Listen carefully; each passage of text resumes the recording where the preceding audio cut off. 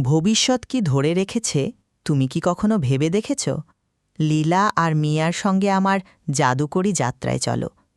একদিন লীলা মিয়াকে এক ভুলে যাওয়া শহরের প্রান্তে থাকা এক রহস্যময় পুরনো লাইব্রেরিতে নিয়ে গেল। ভেতরে ঢুকেই দেখা গেল তাকগুলো আমার দৃষ্টিসীমারও অনেক ওপরে পর্যন্ত ছড়িয়ে আছে, আর ধুলোর কণা রোদ্দুরের আলোতে নাচছে। হঠাৎ করে গোল চশমা পরা ছোট্ট সবুজ এক প্রাণী ভেসে নিচে নামল। স্বাগতম, এটি বলল। আমি পিজি, আর এটা ভবিষ্যৎ বইয়ের লাইব্রেরি। পিজি জলজলে কয়েকটা বইয়ের সারির দিকে ইশারা করল। এই বইগুলো এমন সব গল্প বলে যেগুলো এখনও ঘটেনি, এটি ফিসফিস করে বলল। মিয়া প্রথমে খুব সাবধানে একটা বই খুলল। পাতাগুলো ফাঁকা ছিল, কিন্তু তারপর নরম নরম শব্দ ভেসে উঠল।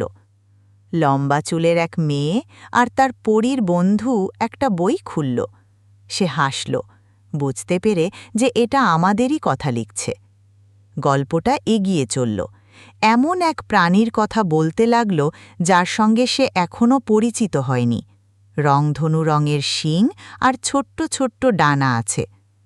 মিয়া বইটা বন্ধ করে দিল, নিজের জন্য কিছু চমক রেখে দিতে চেয়ে।